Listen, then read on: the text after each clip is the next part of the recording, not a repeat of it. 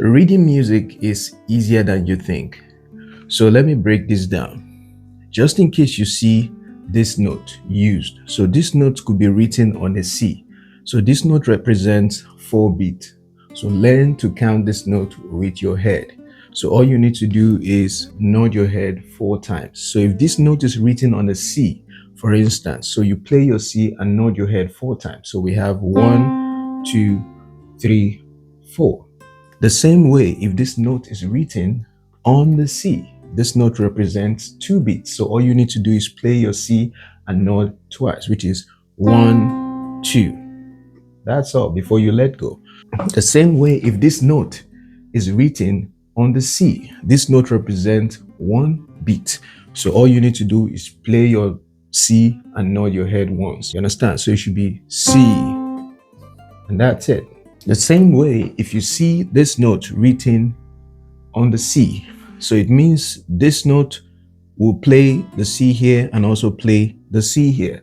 So these 2 notes will represent your head going down and your head coming back up. So it means when your head goes down, you play C, and when your head goes up again, you play another C.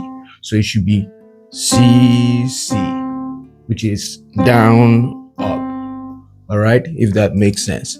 So the same way, if this note, all these notes are written on the C, so it means you play C, C, C, C. So it means we have 4 C's to play.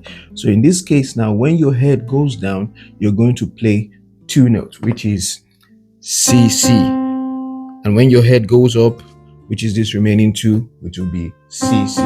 So it should be C, C. See that? 1, 2, 3, 4. So you have to make sure that the notes are consistent. So don't do CC and another CC. You don't want to maintain space in between those notes. You want to make sure that the space in between every note is equal. So technically it should sound like a metronome. So it should be, you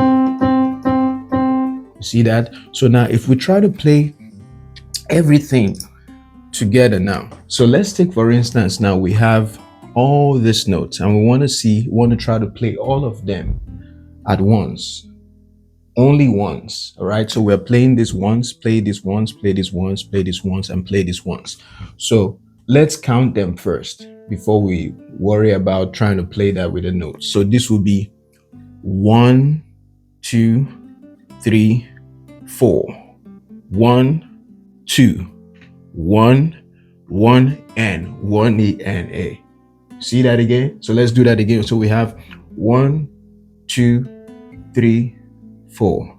1, 2, 1, 1, and 1 E and A. So you see that? So it means, remember when we play this 2 down, 2 up. So it's 1 E and A. Then this one will be 1 and. So you have to learn to use your head to count all of them together. So now let's play that using the C. So it will be 1, 2, 3, 4. 1, 2, 1, 1, and 1 E and A. See that? So that's exactly how it should be played. So take note that either of these notes could be written anywhere. So if it is written on the first line, it will be your E. So if it's written in the first space, it will be your F. If it's written on the second line, it will be your G. If it's written in the second space, it will be your A. If it's written on the third line, it will be your B. If it's written in the third space, it will be your C. If it's written on the fourth line, it will be your D.